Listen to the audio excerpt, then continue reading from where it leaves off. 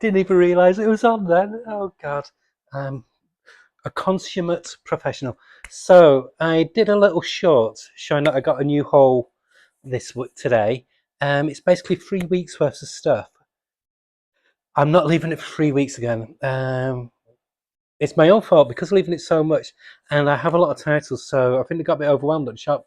So I'm missing a 2000 AD prog before the Christmas special, which is annoying. So I'll have to get that from 2000 AD. Or if Rebellion are watching this, and I'm going to do this when I did a look at the 2000 AD Christmas special. If you're watching this, DM me and send me a copy of Prog 2463, 2462, 2462. Hey, you won't sponsor me. You won't let me. I review tons of your stuff. The least you can do, send me a copy of Prog 2462 so I can know how my stories finish. Please. I'm begging you. Thank you. But anyway, so I might as well start with that. So, first one that I got in my haul, there's about 27 comics. So, I got 2000 AD, the Christmas special, which I'm not going to show you much of now. I will do a separate video for that. Then I got the Judge Dredd magazine. It's kind of Christmassy. It's not as Christmas. That one is all the stories are like geared towards like one-off Christmas stories. This one just has a Christmas Judge Dredd story. The rest of the regular stories, and then we move on to the last oversized book, which is Batman Second Night, Volume 2, by Dan Jurgens and artwork by Mike Perkins, who apparently is going to be doing a new Dredd strip. Yeah, what is up with my mouth today? The new Judge Dredd story. So that should be good. So yeah, can't wait to dive into that one. 1 second.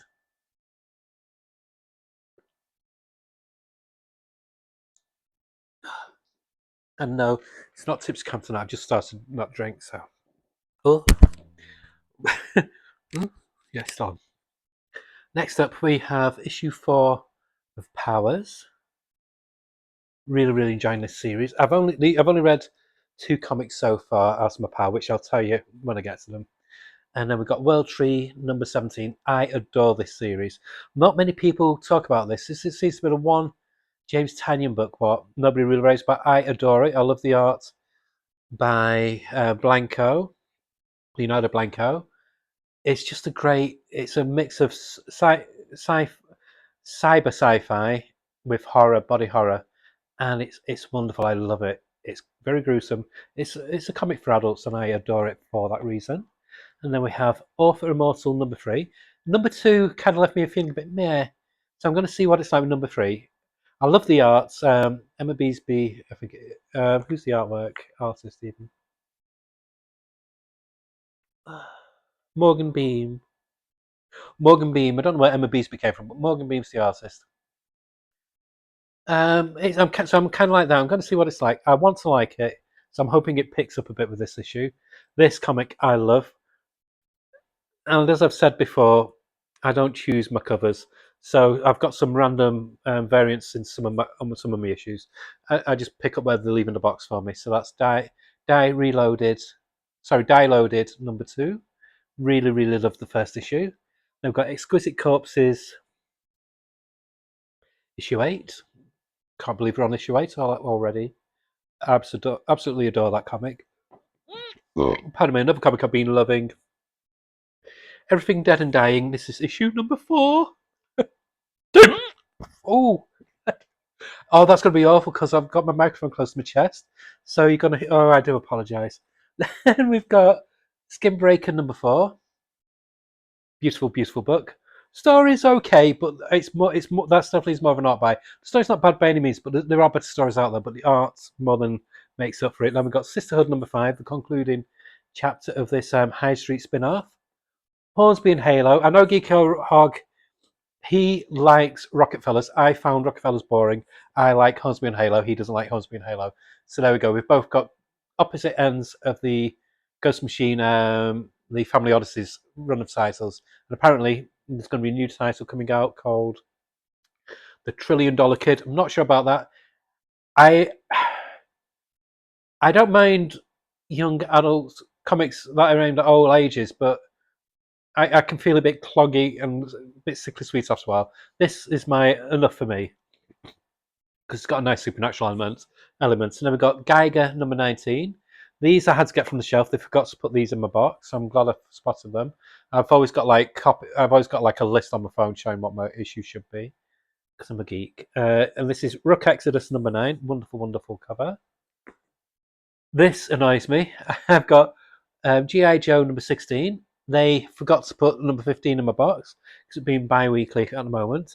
So I've had to order that from eBay, and I've had to order Infernal Hulk number 2 as well because again that was missing. So, but like I said, it is my fault. I left it for ages. He was literally struggling to get him out of the drawer. So I'm a bad comic fan. I should be a loyal weekend warrior, but I'm not. Nightwing 133. Really enjoying the run of Nightwing. I'm really excited for when Dennis Cohen comes on doing the art.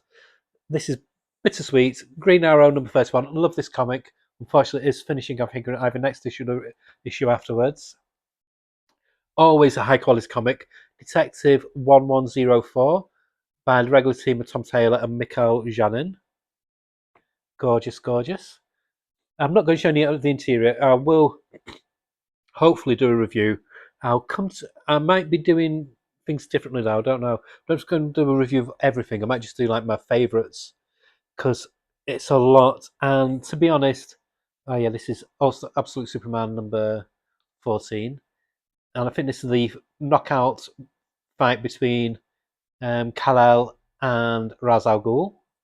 To be honest, I prefer doing content which what I call evergreen. I can recommend a book or do an overview of a book or of a series or a genre. So it's something that a casual viewer can refer to. Whereas when it's just like a weekly review, it's dated and out of fashion after a week. So I, I think I might. Um, I'm going to reassess how I do my reviews, to be honest, because I do enjoy doing more like recommendeds or overviews or looking at different history of comics. So I'm gonna reassess how I'm gonna do it for the next year for this coming year. So this is Absolute Batman number 15, and again, this wasn't in my box. Fortunately, somebody had cancelled their pull list, and this was in their pile. And they were able. So the shop system was great. They hunted for about 150 comics just to find me this. So really happy with that. And then we've got the crossover with Absolute Batman and Wonder Woman and Absolute Wonder Woman number 15. Cover's okay, but I don't know. I've seen better covers from Hayden. It's not one of his best. And I was poo-pooing on this in the latest issues of the last part of it, which was Absolute Martian Manhunter. This is issue number 7, but I reread it and looked at it, and I actually like it now. So I'm gonna give it a go, and the artwork is absolutely gorgeous. Yes, I love the Absolute line. Absolute Flash number 10, and then we've got two Conan titles. So we've got Conan Barbarian. Adore this cover. And then Conan Scourge of the Serpent, issue number 3. Again, had to get that from the shelf. They've got to put in my box. And then we have Ghost Pepper number 6, which I've read, which I absolutely adored. And then The Mighty Thor number 5, the only Marvel comic in my pile. But like I said, there would have been Infernal Hulk. I've stopped Planet She-Hulk, and I've stopped. What was the other one I've stopped? Nova Centurion. I'm just going to concentrate on the ones what I would call the top tier Marvel comics because I don't want to get fall in love with comic from Marvel that will stop after 10 issues, which is a lot of comics what I like, B-list and C-list ones. So I'm going to stick to the Hulk, going to get Daredevil when it comes out, stick with Thor. I'll see who's going to be the new team on Avengers. So you know what? That's what I'm saying. I'm just going to get like the really top quality ones. Don't know yet about Punisher. I'll see what it's like when it comes out. So I might just get that in trade. But that's it. I've no idea when I'll do a review. I might wait until it's going to take me a while to read these. I've got these done. I've only read 2 comics, so just being binge watching TV. I don't often get the chance to do that because it's been so cold. I thought I'd do that. Plus, I've had a bit of a headache today, so I've just not been up to it. But if I don't get it done today, it might be the week after when I get my next pile of comics, which will only be 10 issues. So I'll have read these, so I'll be able to get those done by the following Sunday. So if I do get these done before then, if I could read half of them by, say, Saturday, I'll try and do a review for this Sunday. But if not, no, oh no, I'm out Saturday. So no, I'll be drinking, so no. So I won't be doing that, so ignore me. Yeah, it'll be going to be in a week and a bit's time.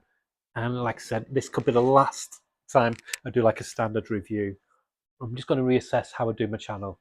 Because I have found for the algorithm as well, I do get better views on stuff where it's not just my weekly review. I get better views when I'm looking at a book line, or when I'm looking at an artist, or recommending a new title. So I think that could be the way forward for me. So I might just like condense my reviews into a smaller section where it's just like the cream of the crop for that week. So that's it. And I shall bid you adieu. Adieu. Okay, adieu.